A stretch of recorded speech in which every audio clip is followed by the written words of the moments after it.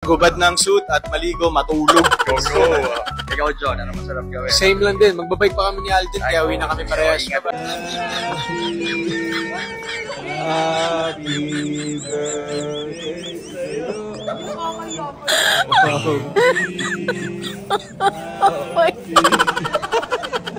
Sure, it's really what you want, and this can be for fun, depending on your appetite, but make sure you're well prepared. A slight miscalculation of your moves can lead to an accident, and we don't want that. So, chill lang tayo mga boys and girls that wants to try cycling or gravel biking, and ensayo lang na ensayo.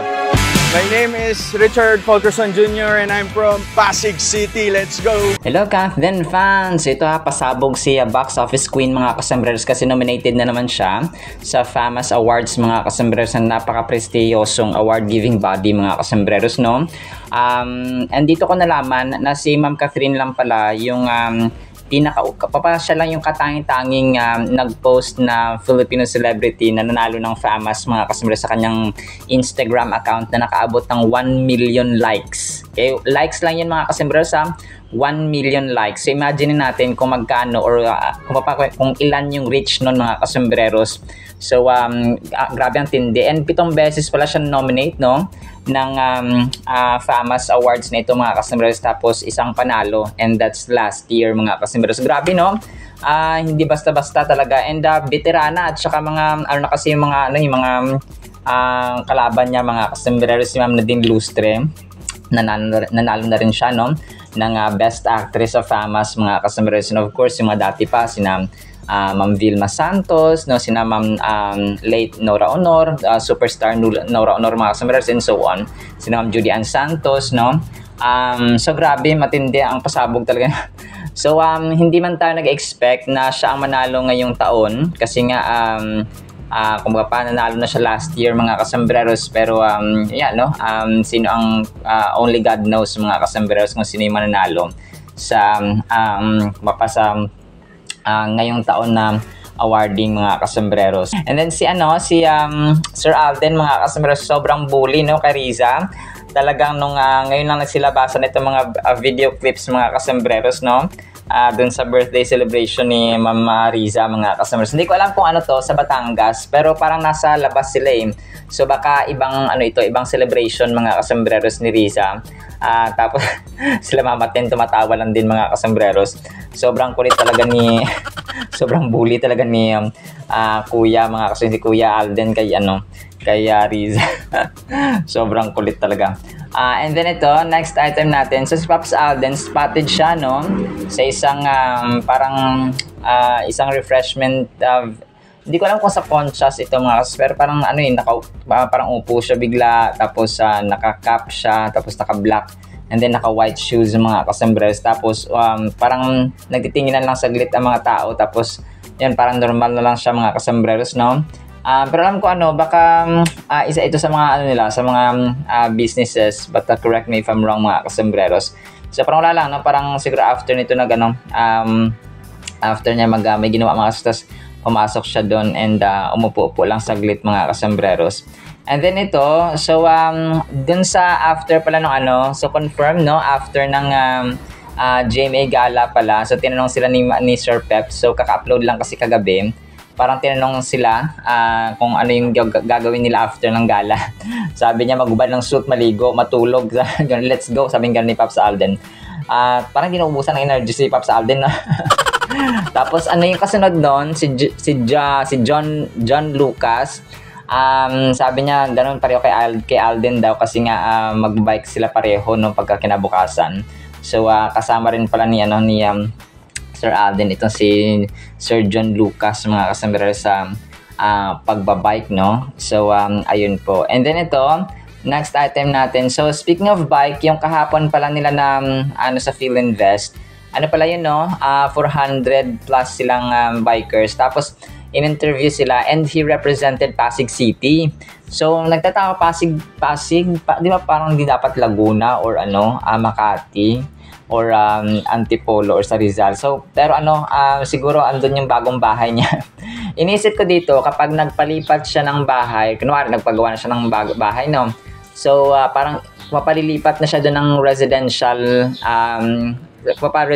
documents mga kasembreros kapag nagsulo na siya, no? Kapag siya po ay nag-separate na ng bahay from Laguna para malapit sa work mga kasembreros. So yun, so baka ipapatransfer na niya yung kanyang residence mga kasembreros bilang independent man, no? Kasama si Phenomenal Box Office kasama si Phenomenal Box Office Queen, ganon. Ay naku po, may inis na naman sa akin ng mga bashers.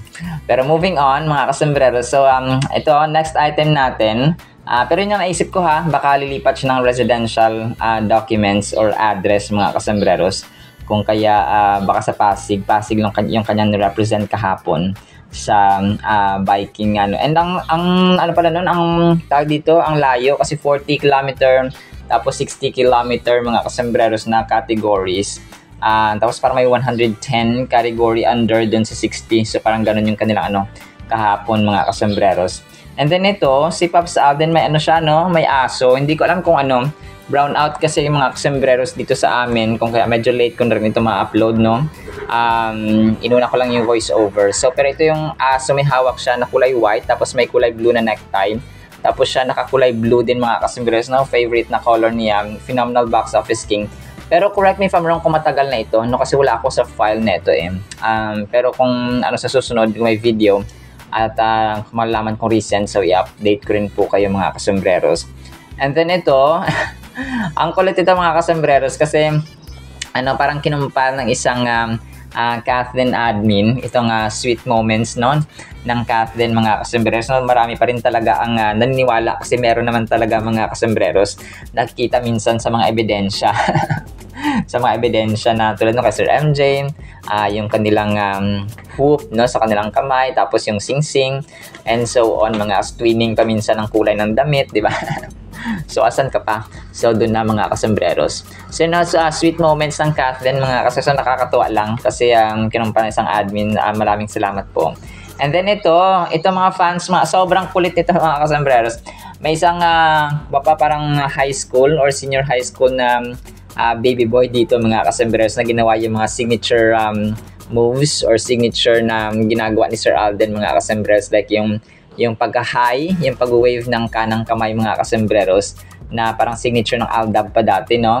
Tapos itong yung dalawang finger, tapos nakalagay sa kanan na mata mga kasembreros na ginayagay niya si Sir Alden. Tapos itong nakaturo yung kanyang point finger, tapos nung si Sir Alden sa kama. So ang kulit lang ng ginawa ng isang fan. Tapos ito, hindi nagpulit yung isang kasi yung isang fan na lalaki mga kasembreros, no? Hawak niya yung unan, tapos yung sa unan picture ni Sir Alden parang naka-imprinta yung mukha ni Sir Alden mga kasembreros doon sa unan.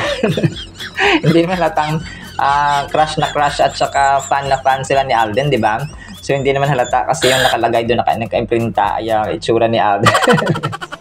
May mga ganun, no? May mga tipong tawag dito, kahit na lalaki, babae, matanda, bata, mga kasembreros, teenager, ay nagpapaprint talaga sila, parang kapiling. Ang kulit lang. Parang kunwari pagkahiga nila, ano dyan si Alden. Ginawa nilang souvenir mga kasus. Tapos siya naman, ginagawa yung mga padila-dila mga kasus. Sobrang kulit ng fan na ito. Na si Sir mga kasembreros, so sobrang kulit.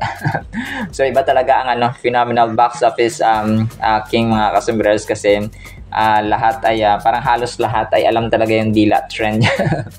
So susunod naman yung kayang signature yung kanyang gagawin para mag-trending na naman mga kasembreros. And then ito last item natin, share ko ito, si Alora na best friend nga ni Ma'am Catherine mga kasembreros ay nasa Cagayan de Oro, no? Kasi Bisaya rin ito mga kasembreros, no? Kagaya natin. Bisaya, Ilonggo. Si Ma'am Alora ay ay taga Cagayan yata, kung kaya parang kumain siya sa isang karinderya. O parang yung kasi dito sa probinsya or kahit sa Manila, may mga ganito talaga na sa labas lang, kumakain. Tapos upuan, mesa, ganon. Tapos nakakamay, no? Sobrang simple ni Ma'am Alora sa tapos nagbibisaya siya dito, no? Na-screenshot ko. Nag-live siya sa TikTok kagabi, pero ni-screenshot ko lang, no? Hindi ko na-record mga kasembreros, tapos nagbibisaya sila. So parang Christian din pala ito si Ma'am Alora sa no? Kasi yung pinag-uusapan nila kagabi ay about worship, no? About pagsimba, about pagdakila sa Panginoon. So praise God, no? Madami ang artista na nakakakilala na sa Panginoon, mga kasombrers, no? Glory to God. So, ayun po, no, simple. Kasi si Ma'am Alora pala, nalaman ko, nagsama sila dati sa Too Good to Be True. Tapos parang nung pandemic pa that time na tapos mahilig si Ma'am Catherine sa books. Si Ma'am Alora parang naisipang magbenta ng books or mga libro dati. Kung kaya nung nag-Instagram story si Ma'am Alora, tapos doon nagre-reply or parang nagchat-chat si Catherine Bernardo. So yun, nalaman tapos nagkasundo sila na kasi mahilig sa books nga si Ma'am Alora at saka si Ma'am Catherine, mga kasumers. So parang yun yung kanilang common na like or similarity, mga kasumers, or healing, no? Yung pagbabasa ng libro. Alright, so next sa ating Kathleen items, ha. Sana po ay pakinggan po natin ang Word of God. Today is August 11, 2025. So Monday na po, no? Isang pinagpalang Monday po sa bawat isa. Sa mga may trabaho, ingat po kayo. Sana po ay pakinggan po natin ang Word of God. At para po sa ating Word of God ay sobrang ganda po nito. Ang title, Araw Gabing Panalangin. 1 Thessalonians 3:9-10. For what thanks can we render to God for you, Apostle Paul speaking, for all the joy with which we rejoice for your sake before our God, night and day, praying exceedingly that we may see your face and perfect what is lacking in your faith. Si Apostle Paul dito ay parang nire-recommend at saka kino-commend niya mga kasembreros, no? Ang mga taga Thessalonica kasi nga sa kanilang pananampalataya, mga kasembreros, at saka sa kagalakan na kanila pong hatid, mga kasembreros, for the sake of the Lord Jesus Christ, mga kasembreros. And yun, no? Araw-gabi silang nananalangin, exceedingly, talagang sobra-sobra, mga kasembreros, na parang nananalangin sila na makita yung kanilang mga mukha or makita sila ng personal, mga kasembreros. Ako rin ay may panalangin na gano'n, no? Na parang gusto ko makita yung mga kaibigan ko, itong mga taong to, mga family members, for example, mga kaibigan dati, and so on. So may mga tipo tayong ganun, di ba, na parang gusto mo sila makita. Kung ikaw ay isang OFW, talagang sabik na sabik kang parati makita ang pamilya mo, pero kailangan magtrabaho, and so on, mga kasembreros.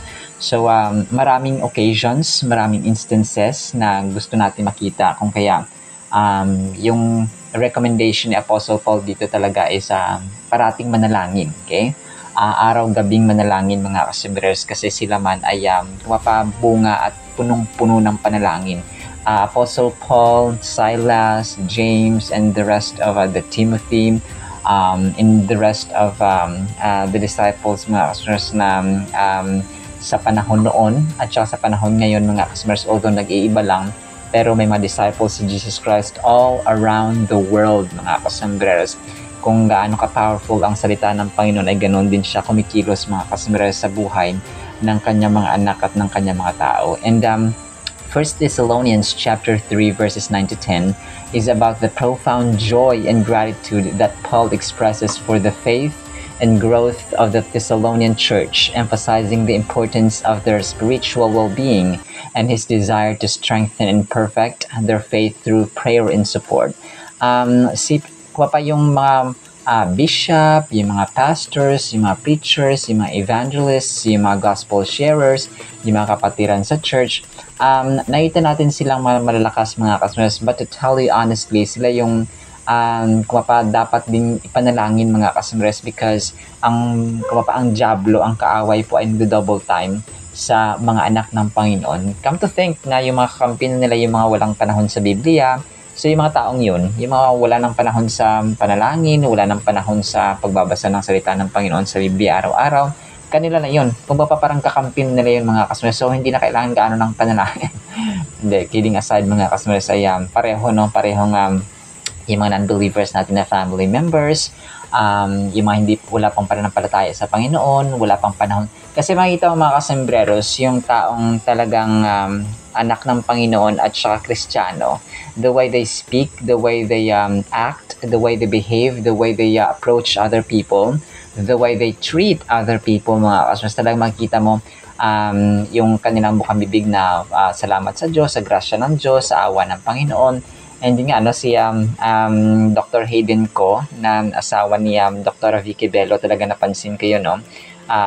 sila Sir Joros and other personalities mga kasambreros na naging Kristiyano. Si Ma'am Jenica Garcia, no? Christian din siya mga kasambreros, and so on. So, marami mga present generation witnesses mga kasambreros ng Panginoon at ng kabutihan niya at saka ng power ng salita niya na nagkumikilos about. So the Apostle Paul conveys a heartfelt appreciation for the faithfulness of the Thessalonian believers in this verse. He recognizes not only the steadfastness in belief, but also the communal strength that emerges when a group of individuals bands together in faith. So have you ever considered how uplifting it can be to have a community of support, especially when facing challenges?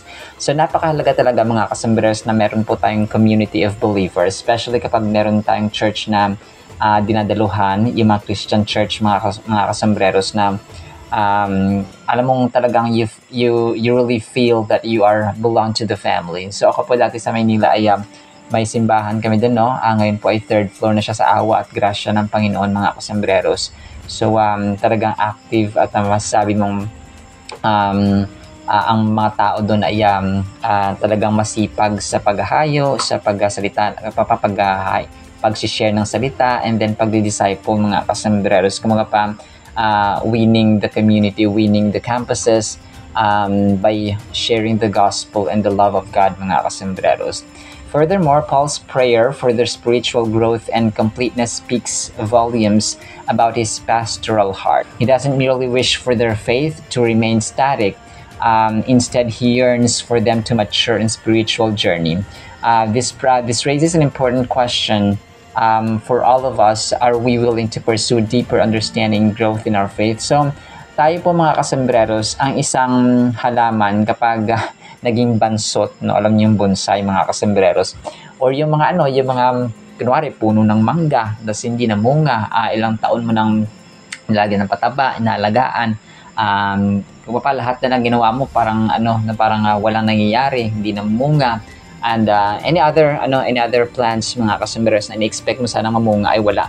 So ganun din tayo kapag ang tagal nating Kristiyano tapos hindi tayo makitaan ng gentleness, no? Talagang grabe pa rin tayo magmura, at saka yung anak natin, ang asawa, kapatid, hindi natin minamahal, walang time magbiblia, walang time kasi mga kasamaras, parati kong in-emphasize dito yung magbasa ng Biblia, because it's not just a book mga kasambreros, it's a transformative book na kung ang anak mo na yan ay matagal mo nang kung mapasakit sa ulo, yung asawa mo na sakit sa ulo, matatransform talaga ng Holy Bible kasi powerful siya. It's not just a book mga kasambreros, sasabi ko sa inyo.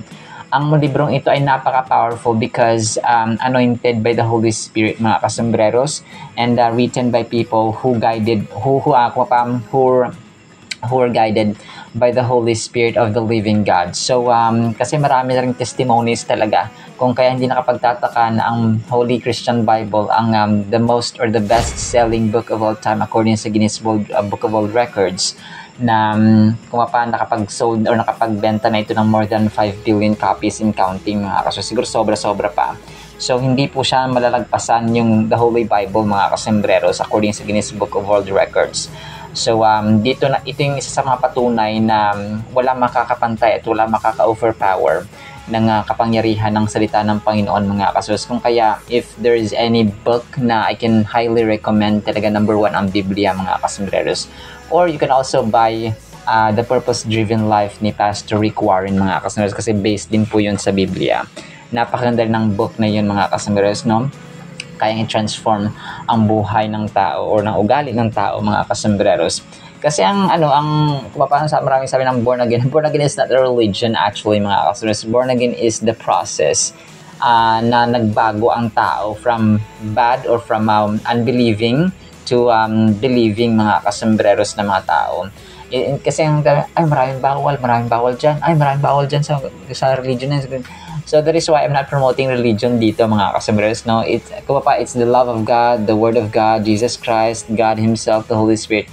They should be preached, they should be promoted, or they should be always talked about mga kasembreros. Kasi kapag religion ang pinag-usapan natin dito, talaga talagang magka-clashing at saka mag-aaway lang ang mga tao. That is why I'm not promoting religion. I'm promoting Jesus Christ, no, God, the Holy Spirit, and His Word, mga kasembreros.